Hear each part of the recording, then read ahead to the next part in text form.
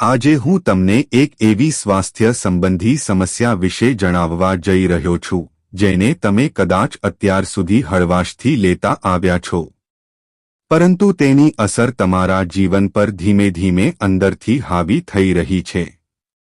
વિચારો, દિવસમાં કેટલી વાર એવું બને છે કે તમારા ગળામાં કંઈક અજબ લાગે, જાણે અંદર કંઈક અટવાયેલું હોય. બોલવામાં તકલીફ પડે અને અવાજ બહાર નીકળતી વખતે અટકી જાય છે. ગળામાં એક ચીકણાપણું અથવા ભારેપણું અનુભવાય છે જે ગળવા પર પણ નીચે ઉતરતું નથી. પાણી પીવો તો પણ નહીં, અને ક્યારેક કફ ખાંસી દ્વારા બહાર કાઢવા છતાં પણ ગળું પૂરી રીતે સાફ થતું નથી. સવારે જ્યારે તમે ઉઠો છો ત્યારે આ અનુભવ સૌથી વધુ થાય છે, પરંતુ ઘણા લોકો માટે દિવસભર આ સમસ્યા બની રહે છે. ઘણીવાર આપણે તેને વધતી ઉંમર, ઠંડી લાગવી અથવા સામાન્ય શરદી ખાંસી પછીની બાકી રહેલી પરેશાની સમજી લઈએ છીએ. પણ વાસ્તવિકતા એ છે કે આ સમસ્યા બિલકુલ સામાન્ય નથી. આ માત્ર એક નાનો અસહજ અનુભવ નથી. તે તમારી પૂરી માનસિક સ્થિતિને પ્રભાવિત કરે છે. તમે જલ્દી ચીડાઈ જાઓ છો. લાંબા સમય સુધી કોઈની સાથે વાતચીત કરવી મુશ્કેલ લાગવા માંડે છે. વારંવાર ગળું સાફ કરવાને કારણે શરમ અનુભવાય છે. રાત્રે પણ સરખી રીતે ઊંઘ આવતી નથી, કારણ કે સૂતા જ એવું લાગે છે કે ગળામાં કફ જમા થઈ રહ્યો છે અને શ્વાસ લેવામાં તકલીફ થઈ રહી છે. ધીમે ધીમે આ શારીરિક અસુવિધા માનસિક દબાણનું રૂપ લઈ લે છે અને તમે અંદરથી થાક અને બેચેની અનુભવવા લાગો છો. સૌથી ખતરનાક એ છે કે આ સમસ્યા વર્ષો સુધી એમનામ રહી શકે છે, જેનાથી શરીર અને મન પર સતત દબાણ બનેલું રહે છે. પરંતુ આજના આ વિડીયોમાં હું તમને એ ભરોસો અપાવી શકું છું કે તમે હવે આ સમસ્યાને અજાણી અને અજ્ઞાત નહીં સમજો.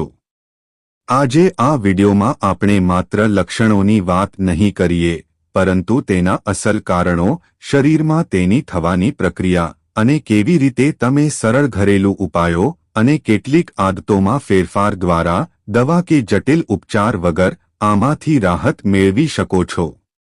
આ બધું આજે આપણે વિગતવાર જાણીશું. પણ તે પહેલાં, જો તમે ચેનલ ઉપર નવા છો તો ચેનલને સબસ્ક્રાઇબ કરીને કોમેન્ટ બોક્સમાં જય માતા લક્ષ્મી અવશ્ય લખજો. અને તમે આ વિડિયો ક્યાંથી જોઈ રહ્યા છો અમને કોમેન્ટ કરીને જરૂર જણાવજો.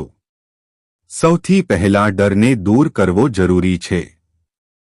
એવું અનુભવવું કે ગળામાં કફ અટવાયેલો છે તે સામાન્ય રીતે કોઈ ગંભીર બીમારીનો સંકેત નથી. આ કેન્સર નથી કે કોઈ ગંભીર ચેપી રોગ નથી. પણ સમસ્યા એ છે કે તેને અવગણી શકાય તેમ નથી. આ તમારા શરીરની ચેતવણી છે કે તમારી જીવનશૈલી, આદતો કે પર્યાવરણ તમારા સ્વાસ્થ્યને અનુકૂળ નથી. આપણું શરીર કુદરતી રીતે શ્લેષ્મ એટલે કે મ્યુકસ બનાવે છે. આ માત્ર આપણું રક્ષણ જ નથી કરતું, પણ નાક, ગળું અને શ્વસન નળીમાં એક પાતળું પડ બનાવીને ધૂળ, બેક્ટેરિયા અને વાયરસને શરીરમાં પ્રવેશતા અટકાવે છે. પણ જ્યારે આ શ્લેષ્મ ખૂબ અત્યંત બનવા લાગે અથવા તેની બનાવટ ઘટ્ટ અને ચીકણી થઈ જાય તો તે ગળામાં જમા થવા લાગે છે અને તે જ અસહજ અનુભવ પેદા કરે છે. જેમ કે વારંવાર ગળું સાફ કરવાની ઈચ્છા, કંઈક અટવાયેલું હોવાનો અનુભવ અથવા સવારે ઉઠતા જ ગળામાં ભારેપણું. સૌથી સામાન્ય કારણોમાંનું એક છે એલર્જી, જેને ઘણીવાર આપણે ઓળખી શકતા નથી. ઘણી વખત એલર્જી માત્ર છીંક કે આંખોમાં બળતરા સુધી મર્યાદિત નથી હોતી. ક્યારેક તેનો એકમાત્ર સંકેત હોય છે ગળામાં શ્લેષ્મનું જમા થવું. ધૂળ, પરાગરજ, વાહનનો ધુમાડો, પ્રદૂષિત હવા, ઘરની ફૂગ અથવા પાલતુ પ્રાણીના વાળ પણ શરીર માટે શત્રુ બની શકે છે. જ્યારે આ કણો નાકની અંદર જાય છે ત્યારે ઇમ્યુન સિસ્ટમ અતિરિક્ત સતર્ક થઈ જાય છે અને શ્લેષ્મ વધુ બનવા લાગે છે, જેનાથી નાક વહેવું, છીંક આવવી અને ગળામાં જમા થતી ચીકણી સ્થિતિ પેદા થાય છે. તેને પોસ્ટ નેઝલ ડ્રીપ કહેવામાં આવે છે. ઘણા લોકો તેને શરદી સમજીને અવગણી દે છે, જ્યારે આ મહિનાઓ સુધી રહી શકે છે. જો આ સતત ચાલતું રહે તો ગળામાં જમા શ્લેષ્મ ધીમે ધીમે ઘટ્ટ અને ચીકણું થઈ જાય છે. વારંવાર ગળું સાફ કરવાથી ત્વચા બળતરા અનુભવે છે અને શરીર વધુ શ્લેષ્મ બનાવવા લાગે છે. આ એક વિષચક્ર બની જાય છે. ધૂમ્રપાન કરનારાઓ, ખૂબ સૂકી હવામાં રહેનારાઓ અથવા એર કન્ડિશનિંગ વાળા વાતાવરણમાં કામ કરનારાઓમાં આ સમસ્યા વધુ વધી જાય છે.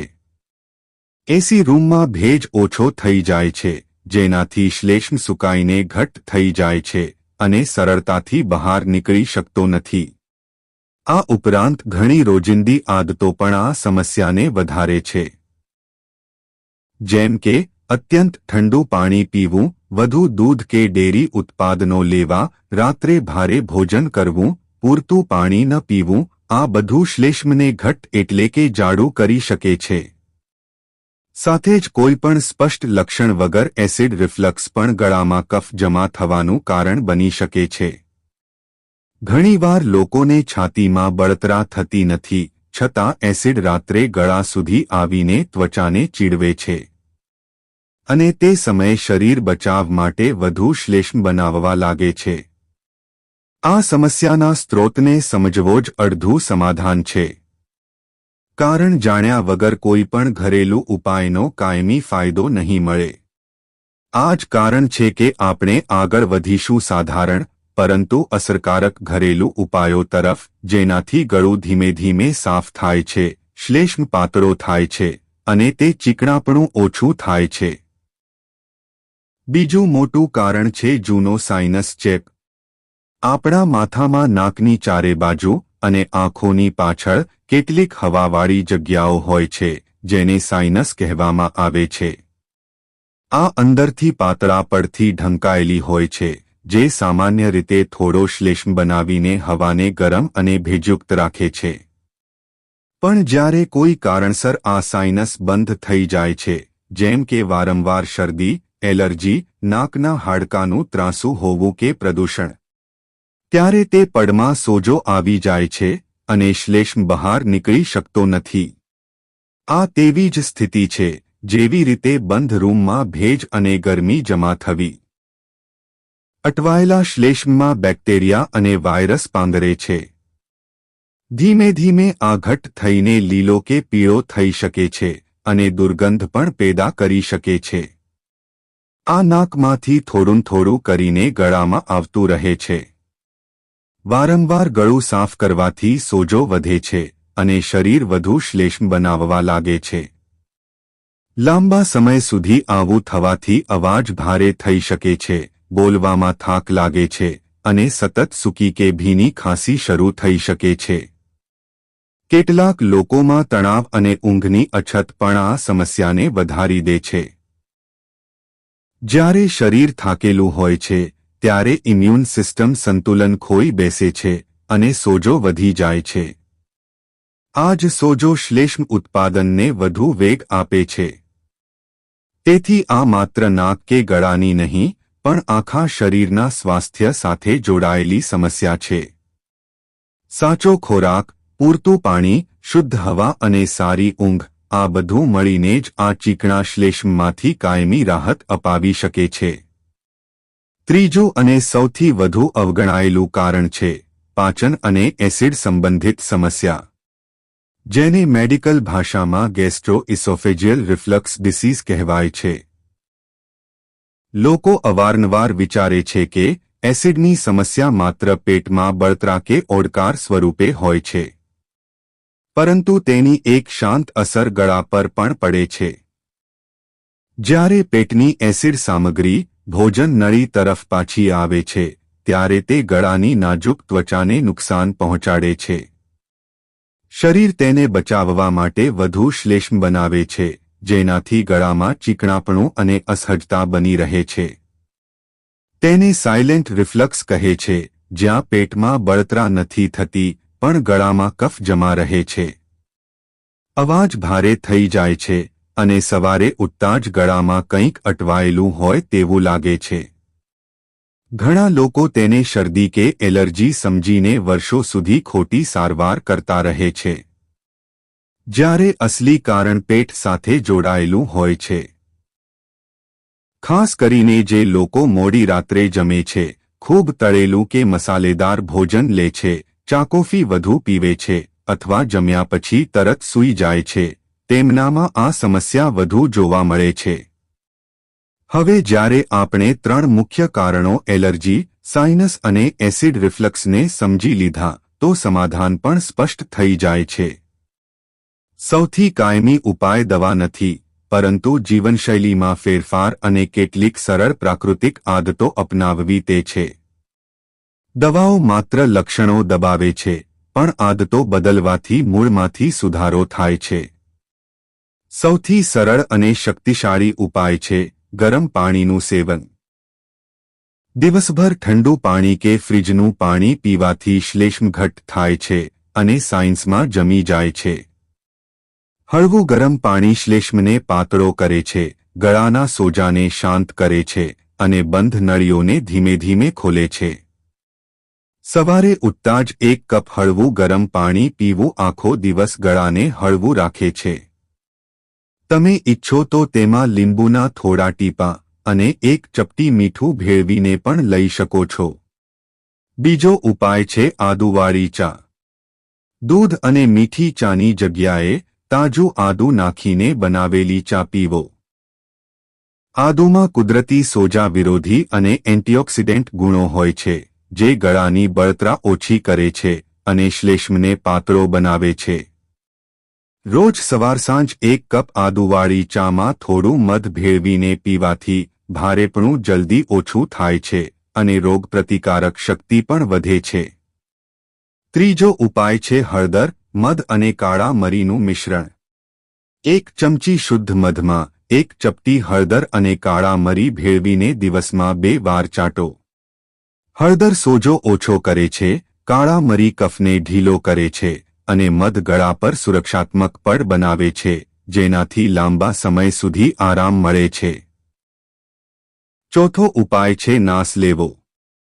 ગરમ પાણીમાં થોડું મીઠું અથવા અજમો નાખીને દિવસમાં 1 વાર નાસ લો.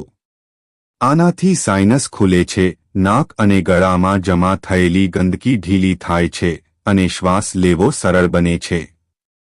ખાસ કરીને જે લોકોને સવારે વધુ કફ હોય છે, તેમના માટે આ ખૂબ જ ફાયદાકારક છે. પાંચમો ઉપાય છે ઘરેલું ટોનિક. 2 કપ પાણીમાં 2-3 તેજપત્તા, 1 નાનો ટુકડો આદુ, 4-5 કાળા મરી, 2 લવિંગ અને થોડી તજ નાખીને ઉકાળો. પાણી 1 કપ રહે ત્યારે તેને ગાળીને હળવું ગરમ પીવો. આ મિશ્રણ ગળાનો સોજો ઓછો કરે છે, શ્લેષ્મ સાફ કરે છે અને શરીરને અંદરથી મજબૂત બનાવે છે. છઠ્ઠો ઉપાય છે લવિંગ. રાત્રે સૂતા પહેલા 1-2 લવિંગ ચૂસો. લવિંગનું તેલ ગળાની બળતરા ઓછી કરે છે, કફ ઘટાડે છે અને બેક્ટેરિયાને વધતા અટકાવે છે. આની સાથે જ જેટલા ઉપાયો અપનાવવા જરૂરી છે, તેમ કેટલીક આદતો છોડવી પણ એટલી જ જરૂરી છે. ખૂબ ઠંડી વસ્તુઓ, આઈસ્ક્રીમ, કોલ્ડ ડ્રિંક્સ, વધુ દૂધ અને પનીર જેવા ભારે ડેરી ઉત્પાદનો કફ વધારે છે. તેને મર્યાદિત કરો. ધૂમ્રપાન અને તમાકુ પૂરી રીતે છોડી દો. આ ગળાની ત્વચાને નુકસાન પહોંચાડે છે અને શ્લેષ્મને વધુ ચીકણો બનાવે છે. એલર્જીવાળા લોકો બદલાતી ઋતુમાં વિશેષ સાવધાની રાખે. ઘર સાફ રાખો, ધૂળ ઓછી હોય, ગાદલા અને ઓશિકા તડકામાં સૂકવો અને બહાર નીકળતી વખતે માસ્ક પહેરો. ગેસ્ટ્રિક કે રિફ્લક્સવાળા લોકો ભોજનની આદતો બદલે. રાતનું જમવાનું સૂવાના ઓછામાં ઓછા 3 કલાક પહેલા જમી લો. ખૂબ મસાલેદાર, ખાટું અને તળેલું ભોજન ઓછું કરો અને સૂતી વખતે માથું થોડું ઊંચું રાખો. યાદ રાખો, આ સમસ્યા માત્ર શારીરિક નથી પણ માનસિક થાક પણ પેદા કરે છે. વારંવાર ગળું સાફ કરવું, ખાંસી, અવાજ બદલાવો આ બધું આત્મવિશ્વાસ પર અસર કરે છે. ધીરજ રાખો અને આ ઉપાયોને ઓછામાં ઓછા 2-3 અઠવાડિયા નિયમિત અપનાવો અને શરીરના સંકેતોને સમજો. જો છતાં પણ આરામ ન મળે અથવા ખાંસી, દુખાવો, વજન ઘટવા જેવા લક્ષણો ઉમેરાય તો તરત જ ENT અથવા ગેસ્ટ્રોએન્ટેરોલોજિસ્ટ પાસે તપાસ કરાવો. પરંતુ મોટાભાગના કિસ્સાઓમાં આ સરળ ઘરેલું ઉપાયો અને જીવનશૈલીમાં નાના ફેરફારો જ ગળાના કફ અને ચીકણાપણામાંથી કાયમી રાહત અપાવી શકે છે. તમારું સ્વાસ્થ્ય એ તમારી સૌથી મોટી મૂડી છે. જો તમને આ વિડિયો પસંદ આવ્યો હોય તો વિડિયોને લાઇક અને તમારા તમામ મિત્રો અને પરિવારજનો સાથે શેર જરૂરથી કરજો, જેથી તેઓને પણ આવી સમસ્યા હોય તો તેનું સમાધાન થઈ શકે. અને ચેનલને સબસ્ક્રાઇબ કરવાનું ન ભૂલતા.